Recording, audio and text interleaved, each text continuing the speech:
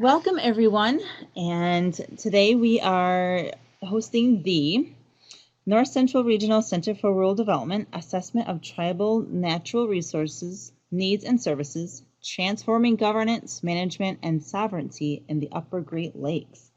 And today we have with us Dr. Jubin Sharuvalo, and very excited to have you here with us. And a little bit more to learn more about the work that you're doing in our Michigan tribal nations in the Great Lakes area, and to explore with you a little bit further what you've been working on. So without further ado, let's begin. Thank you, Emily. I appreciate it. So what I want to talk about for the next 20, at most 30 minutes, is focusing on some of the work that I've been doing for the last few years amongst the tribal communities in the Upper Great Lakes. So I've had relationships with elders and natural resource professionals and also community members. And through that relationship, I pursue this work to support tribal communities themselves. And so one of the key things that I tried to do with this project through the North Central Regional Center for Rural Development is to identify what were the major roadblocks, what were the common patterns that could be observed about tribal resource management and needs. And so to do this, I focus primarily on the tribal communities up along the southern shore of Lake Superior, all the way from Sault Ste. Marie to Wisconsin and even toward Minnesota. And most of this work is done in two phases, one through interviews and one through survey work, and spending quite a bit of time amongst few of these communities up north. So and first of all, thank you for all of the funders and supporters of this work throughout the last few years. I really appreciate all of their contribution. So first thing, I want to give you a roadmap of what I'm trying to do. One of the key things that I want to demonstrate is that natural and nature and resource sovereignty is continually contested amongst all of the communities, but also amongst the larger region as well. And the way that I'm going to demonstrate this contestation of natural resources and natural places is through an ontological and epistemological analysis. So ontological meaning issues that how we categorize things, both from a settler colonial framework and from an indigenous framework, but also through epistemology, how we know things about what is good, what is nature, what is ecosystems, what is a vast amount of different terminology that communities use to describe their natural world and what it contributes to them. So, so my goal is to do that. But in order to do that, what I wanted to focus on is looking at a little bit of the background, but really focusing on some of the earlier work that I did and how that feeds into the study of institutional needs and concerns through a set of surveys and interviews. And in the end, what I wanted to talk about is a discussion of how ontology, how we categorize, how we know things through epistemology is used or structures these differences between the tribal way of knowing things and tribal way of doing things than maybe the non-tribal way, meaning settler colonial federal state level policies. And so that's my goal, and I hope I can do that in the next 18 minutes or so. And so, as all of you know on this call, most of you are very versed in understanding the rich history and the vibrant communities in this area. And one of the key things that I wanted to focus on is this relationship that the federal government and the states have to tribal communities and how important that relationship is structured through sovereignty. And that's the framework that I engage with this work. And so the gist of it is that how does this relationship, this bond, how does that structure issues of nature, issues of place, and so forth? And to just start off, one of the things that I did, I think it was about 2 years ago, was to look at literature and figure out how things have changed over time in this area, in this vast region. And one of the ways that I did that is through a periodical analysis. So looking at native and indigenous publications and resources and seeing how what issues that people are talking about, what issues are prioritized by intertribal agencies and tribes themselves. And if you notice in this slide, the environmental concerns from the 80s and the 2010s, one of the key things is there's a key set of themes. I mean, I'm not going to go through all of them, but clearly you can point out some interesting trends. One of them is environmental threats. That's one of the dominant ways of looking at the issues on tribal lands and communities. And another one is that the issues of rights and sovereignty and culture and economy, and also the organization of how to manage the environment. So if you look at the left slide, which is 1980s and 20s concerns, there's a one forward that closer to us set of bars, and one behind it is the new ones for the 2010s. So you can see that all of those issues haven't gone away. If anything, all of those issues has multiplied and have multiplied over time, over the 30 years, now for almost 40 years for that matter. And so one of the key things was that what are they talking about? What are they focusing on? And so if you look at the right slide, the management concerns, again, the two major things are environmental threats and also issues of culture and economy. But the key thing that I want to focus is the number of them, the unique topics that these periodicals talk about. And for environmental threats, it's quadrupled. And that's really important because that'll give you a framework and the kind of the lens to look at the larger set of issues that are going on here. And I totally recognize this kind of this analysis actually is more kind of something that most of you already understand inherently, but I'm just demonstrating it through numbers. And so as we progress, one of the key things that I want to focus on is the number, but also the new items that have shown up. One of the key things is research and funding and issues of harvest and management of resources. So a number of tribes is focused on the idea that there is money is needed to run these programs and meet the guidelines and meet the requirements that the tribes have put in place. And the communities need resources in order to do the work they need to do. And so vast amount of new kind of focus, new periodicals, new articles, new manuscripts, new literature is focusing on this issue of research and funding. So this is something that I did 2 years ago. Then I used that basis to do this new work that I focused on. And I already mentioned who the communities are from Sault Ste. Marie all the way to Minnesota. And next, what did I do? So using that initial research, I focused on using surveys and interviews. So I visited and talked through a network of elders that I have good relationships with to assess the services and needs that are present at in communities. And it could be a recognized tribe, but also it could be a small community that doesn't have that status yet. So what we did was I sent out a bunch of surveys, and I was pleased by the number of respondents.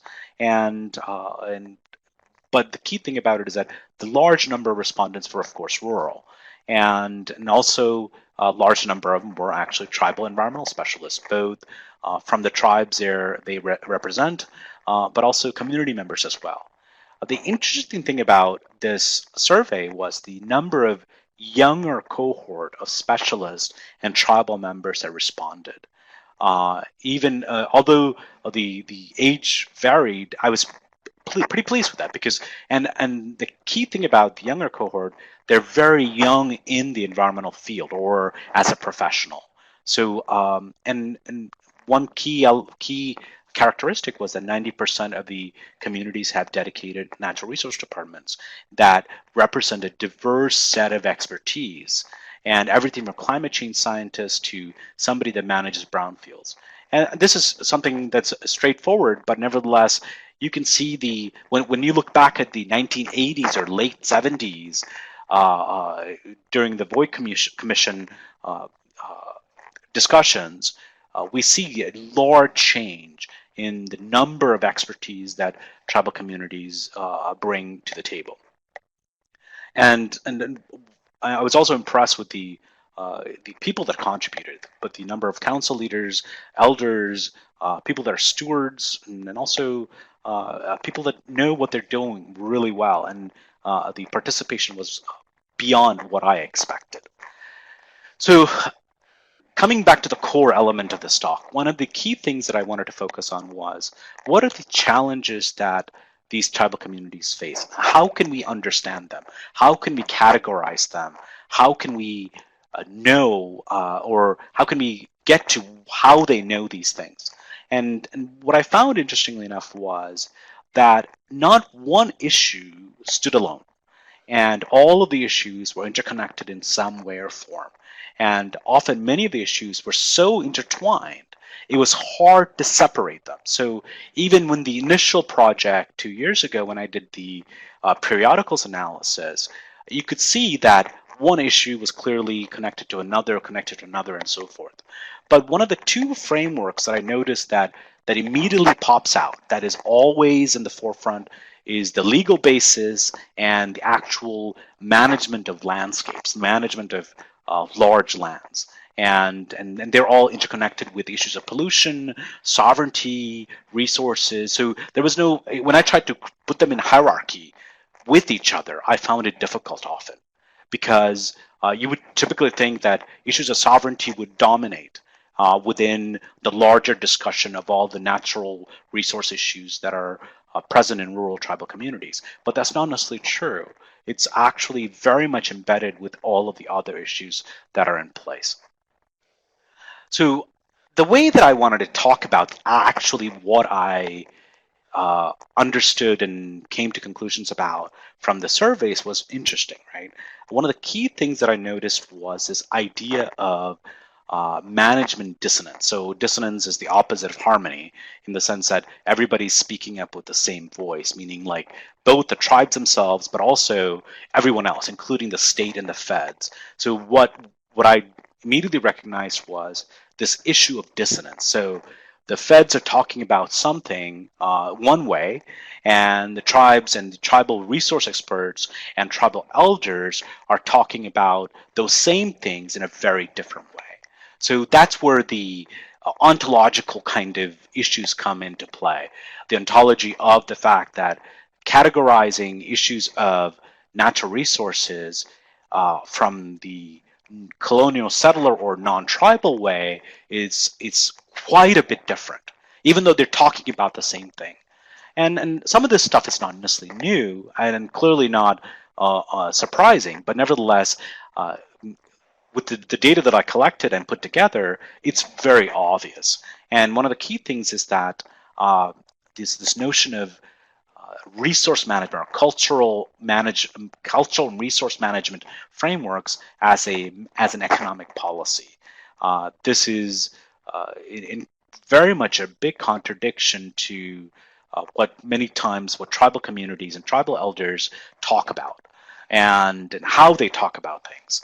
And so often another way that the economic policy plays out is the notion of management of resources versus the ecosystem. And other scholars have talked about this in the past, and it was really obvious in this case where the resources themselves were prioritized over the ecosystem. And for example, so how do I know this? How did the survey and the feedback that these many professionals and elders and community members gave me, it shows, there's a number of examples, and I don't want to point all of them out, but one of the key examples that I pointed out was, and it was repeated a number of times, is this idea of, culturally relevant or culturally important medicinal plants. And if you notice, so if you look at federal programs and policies, they are focusing on specific plants or trees rather than areas rather than actually kind of culturally important resources, culturally important plants and trees. And often, and linked to this is the fact that there isn't enough funding to address these issues. And so what I wanted to give you is a big picture first, and I'll go into the little detail. So the first one is a species versus ecosystem difference. And one great example of is this idea of beaver removal as a mitigation to protect a singular species. So when beavers are present with their behavior, being ecosystem engineers, they modify a landscape, then all of a sudden it puts at threat a specific species of fish, for example. And the beaver removal is intended to remove and protect that specific species of fish. And so you can immediately see the problem with that because you're focusing on one species rather than a beaver modifying a landscape at a large scale, creating habitats and places for a variety of species to coexist. And in addition to that, a beaver is also removed as a nuisance for road building and wetland management. Because wetland management, typically policies, from what I've noticed, expect this ideal. And what we're noticing is that when a species comes in and transforms this ideal from a non-tribal indigenous perspective, they are considered a nuisance, rather than the opposite, as them being actually species that transforms landscapes for the good, for the most part.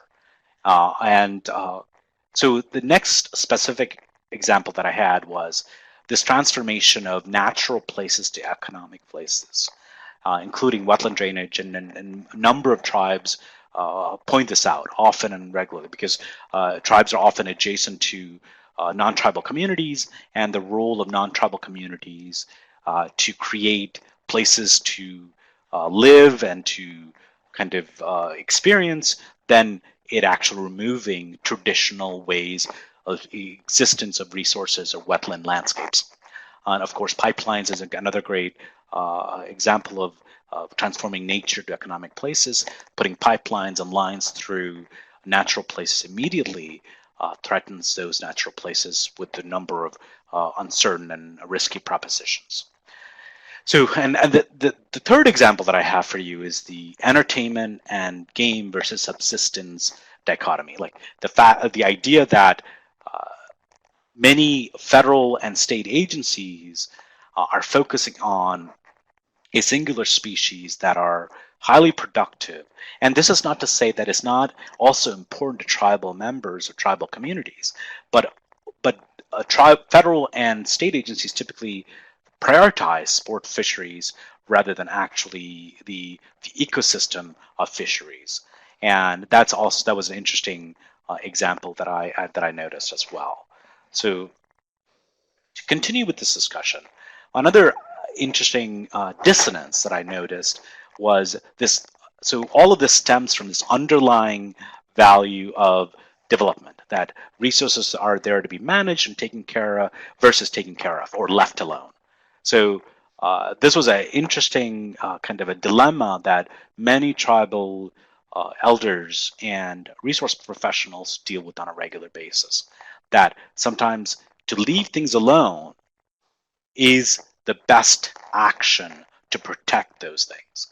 And the idea that we need to, from a federal and state perspective, to have a hand in everything is often interesting, and actually goes against opposition to traditional ways of thinking about resources and places and so forth. And also, one of the key things, another item was this lack of protection and adherence to tribal management values and goals. I'll talk a little bit about this later on when I talk about a specific example of toxicity as a basis or an example of tribal values versus non-tribal values. And one of the key things we notice is that federal and state agencies typically do not value resources and landscapes at a level nor at the complexity that a vast number of community members, indigenous communities do. The next example, and I'll just go through these last two really quickly, and because there are more, I don't want to go through all of them, but I just wanted to give you a kind of a snippet of kind of the larger findings from this work.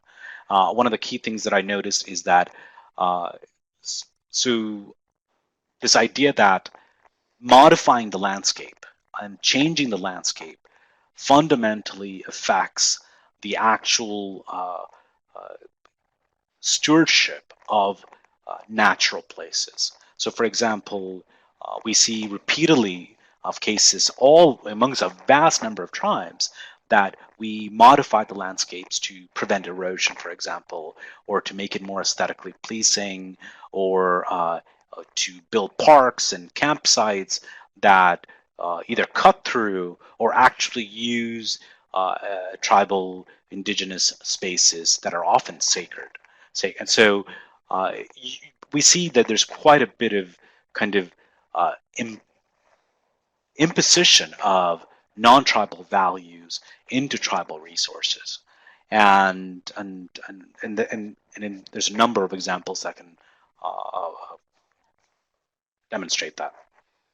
One of the key things, last one, is that many of communities are very powerless to affect these changes, and so although communities are sovereign, there's an interesting juxtaposition of natural resource management from the tribal perspective versus from kind of the state and federal levels. The last one I want to really focus on a little bit about this is this powerlessness to affect.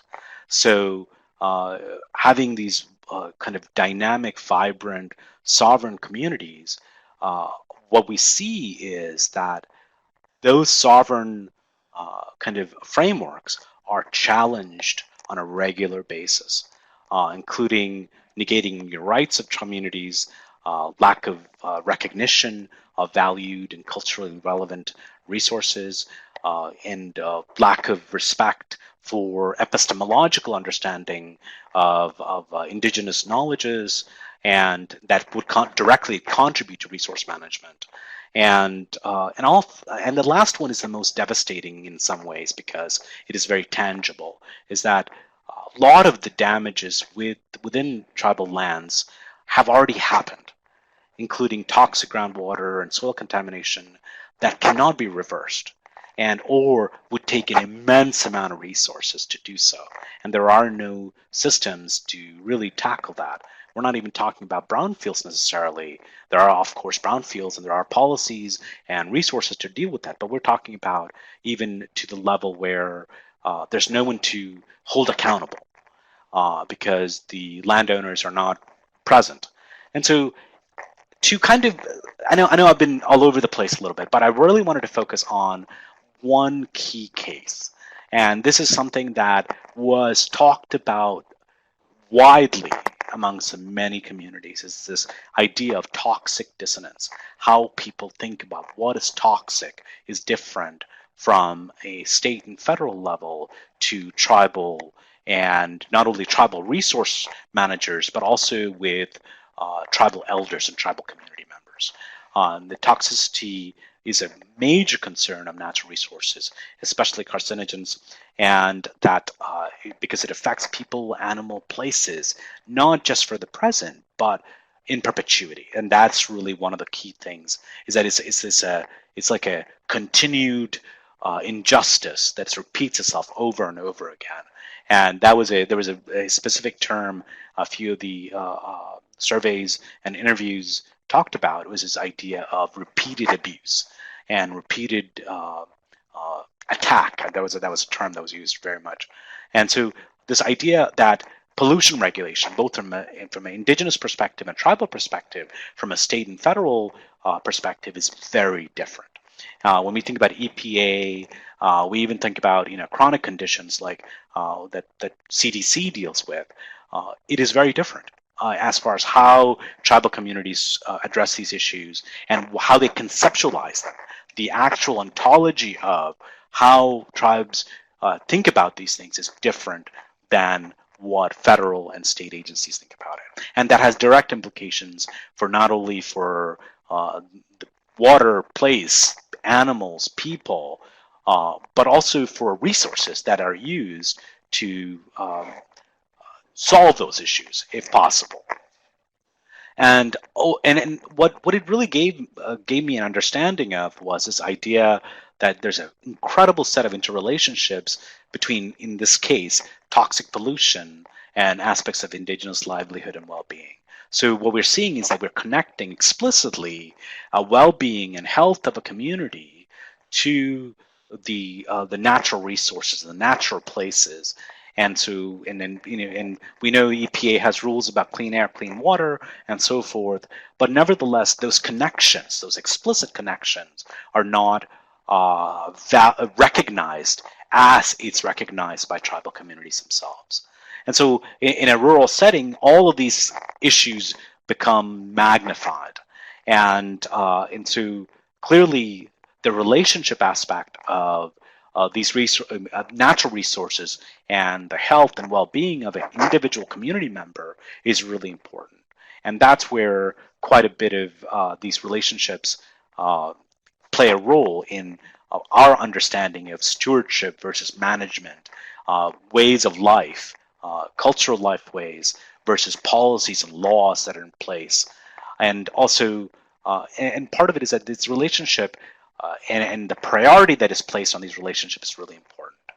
I know I'm running out of time, so I'm going to kind of speed up the last few slides so there's some chance to ask questions.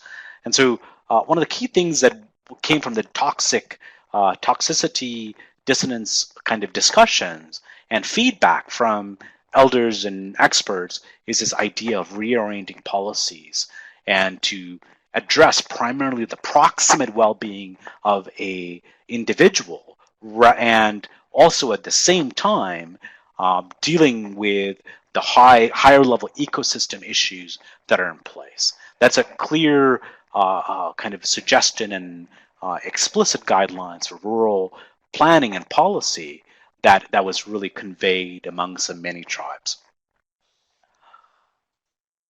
So we know that a number of agencies have been kind of transforming or trying to transform the relationship with federal agencies, and this is a list of guidelines that were recommended by the treaty organizations with the federal government in the last few years. I think it's 2012 or 2013. And so what the tribes themselves asked for, and some of you are already familiar with this, is that the federal authority to protect tribal resources and ecosystems, aligning federal agencies and programs better coordinate the protection of treaty rights and tribal natural resources. And what really this second bullet is really saying, from what I've observed, is that we want the federal and state agencies to respect the tribal kind of standards for everything and the interrelationships, and at the level the tribes themselves want, rather than actually what the feds and the states are putting on paper. And one of the key things is the funding, and the last one is protecting and restoring water quality, and that's a clear kind of priority amongst many of the tribal communities themselves. So taken together, this is the gist of this presentation. I know there was a bunch of different research projects presented together. One of the key things is that natural and resource sovereignty or landscape sovereignty is continually contested and expected to be continually contested for the near future. And well, I mean, we all know this inherently as part of what many of you do, but at the same time, that needs to be explicitly stated that there is kind of this disagreement between these dissonance between state and feds and tribal communities about natural and landscape resources, and quite a bit of this can be understood through an ontological and epistemological dissonance, and the way that we construct things and way we understand and characterize things are different amongst communities. Of course, there's a lot of middle ground, and that's where pretty much all the federal agencies work with tribal communities. But nevertheless, even the middle ground is problematic because of the fact the goals of tribal communities and their needs and their guidelines as sovereign communities is indeed different than what the feds are talking about. And really, what needs to happen, in a sense, from the work that I've done, is really focusing on uh, three key things. It's that we need to distinguish management versus governance. What is management? What is governance? And those are two different things. And what typically most people think is governance is actually management. And often governance is never undertaken in any way. And that's where we need to go to, is this idea of governance as sovereign communities. And how do we do that? Is through sovereignty and consultation and sovereignty. And nevertheless, the idea of sovereignty dictates that a sovereign community says what they want. And although there could be negotiations in that process, nevertheless, a sovereign community dictates and determines those standards and regulations and policies that the feds and the states adhere to. And the final thing, and this I reversed the order a little bit, partly because I think this is the last takeaway, is that the key thing I've noticed is that throughout this presentation, there's a linkage between relationships of issues within tribal communities, relationships with solutions, relationships with people, relationships with sovereign entities. And so that is the crux of how we can make all of this stuff, all of these issues have a better solution, even though there might not be an ideal solution. So in summary, I hope you got something out of this work. A few of these pieces are being presented different using through different papers and white papers and etc. So hopefully some of this stuff I can get out in the next year or next 6 months or so. Hopefully you can get a different perspective, a more detailed, more in-depth perspective as well. Thank you so much. I appreciate you attending. Great, thank you. I appreciate your presentation and great discussion on the work that you've been doing in our tribal communities regarding natural resources. And it looks like we have a question. And how might non-formal educational programs aimed at increasing knowledge about sovereignty affect how land is managed and how people view the management of land? And Mike's specific interest is in educational programming through University of Minnesota Extension to family forest land owners and the owners of non-industrial private forest or woodlands. Great. So this is a response to Mike's question. Actually, I think the way that you put it, the non-formal education programs, is so typically when people are educated about issues of sovereignty, issues of how tribal communities deal with, to teach them the indigenous ways of looking at those same ecological monitoring topics, there was quite a bit of disconnect between how those two linked with each other. So it was fascinating to see when in order to deal with that issue, we approached a few elders about how can we teach non-tribal students ways of understanding indigenous knowledge and indigenous students to kind of reach across the divide and understand more scientific ways of knowing. So what I'm really saying is that we need a hybrid approach, not necessarily completely Western science, but also maybe not completely indigenous as well.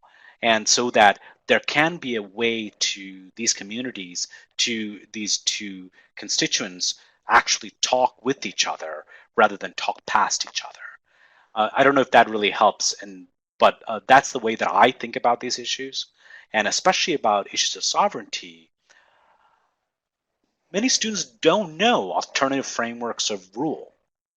And at least from my experience with students, once you demonstrate how alternative frameworks of kind of control and legislation and policy can be put in place and can work, they have very incredible respect for it.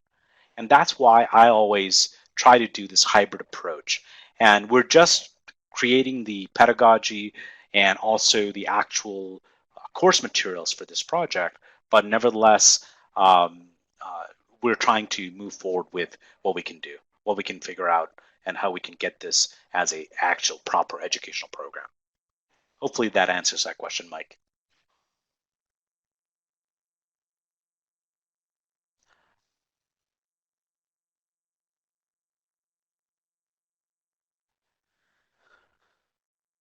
Great. Thank you. And we have wonderful. You have another question, Patrick. And did your work include various treaties ceded territories? And if so, did you notice any differences among tribes signatory to the different treaties? Actually, I did not. So one thing I noticed was clearly some tribes, and even within the different treaty areas, actually, I did focus on treaty ceded tribes within the treaty ceded territories, but I did not notice explicit differences amongst them. I did notice there were the amount of the actual resource, I mean, specialists that were in certain treaty organizations were a little bit different than other treaty organizations. But overall, if you think about take all of their responses together, there was quite a bit of concordance between different tribal communities and different tribal treaty organizations about how and what to deal with issues, but also about what the issues were in the first place. So actually, no, I did not notice explicit differences among the treaty organizations.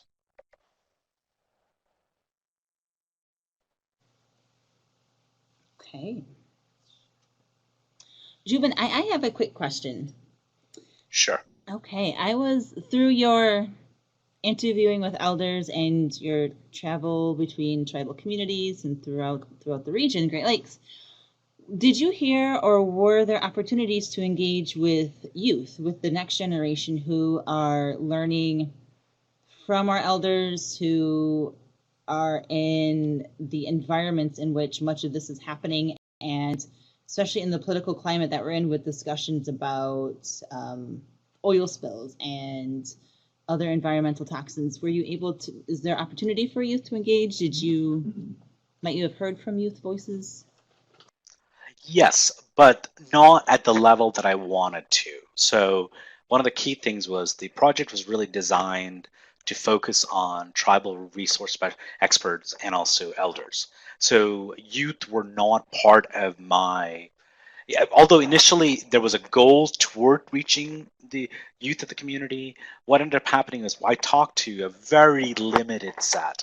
And interestingly, they were more savvy about the contemporary issues that were affecting them.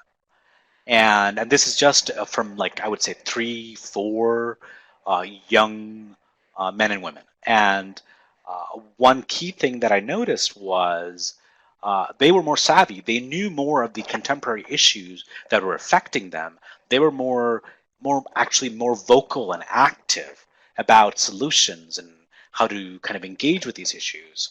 And so that was very refreshing. But I would this is my own goal is that I would love to explore that a bit more. But overall, from a big study perspective, no, I did not. It sounds like a exciting opportunity. And Jen's echoing, reaching out to tribal 4-H groups might give you further access to youth voices. Thank you, Jen. Absolutely, that's a great idea. Great. Okay. Are there other questions? Any? So Jubin, thinking about the future and next steps, perhaps, what might be some of your thoughts too in engaging with citizens and community participants who are interested in exploring how to be civically engaged, not only with the state and federal government, but with their tribal government too? Great question. As far as the future is concerned, I think the key thing that a vast amount of community members have repeatedly reiterated to me has been presenting these issues and keeping it on the forefront of community discussions and having so not only for the communities themselves, but so that others outside of the community can see a different light or different viewpoint about how these issues affect tribal communities. And the irony of that situation is that when people recognize and learn about those issues within communities, uh, these outsiders, meaning non-tribal community members, are actually incredibly supportive of the vast number, especially about toxicity. And that's one thing I picked out was that there's so much concordance in toxicity kind of issues and concerns with tribal communities, and they're leading the way in some ways, but and also amongst the non-tribal community. So there's clearly, but within the tribal communities, one of the key ways is community engagement. I think this all of these issues has to be conveyed over and over and over again, and needs to be discussed and to become to communities themselves. And then many communities are actually doing this. They're coming up with kind of mixed ways of finding solutions, hearing all the different voices from women and issues of water and men and issues of hunting rights, harvest limits, and etc. So everything. So a lot of these issues, especially from the perspective of this difference in ontology and epistemology, it really needs to be kind of reiterated over and over again. So the dissonance that I talked about can be kind of more harmonious, that everybody's speaking with the same voice. And when everybody speaks with the same voice, there's a louder voice. And louder voice typically means that people get more recognition of those issues, and those issues can be dealt with both from an indigenous tribal community perspective, but also from a state and federal perspective. Does that answer that question? It does. Thank you. Wonderful. That's a question that's often asked throughout communities, and I think we see much more so in broader society too, is how to be more civically engaged. So thank you very much. Thank you. Yes. Okay. Any additional questions? And wonderful thoughts, wonderful research, and can't thank you enough for taking time to be with us this afternoon, both participants and with you, with Jubin. It was an honor to hear what your thoughts are and the work that you're doing. And thank you so much. Yes, and your contact information is listed for us in case we have further questions and would like to contact with you more. And there's also a evaluation that if folks could fill out for us would be invaluable to share with us and the work that we're doing. Okay. Again, thank you so much, and we look forward to talking with you soon. Sure, I'm honored. Thank you. Bye-bye.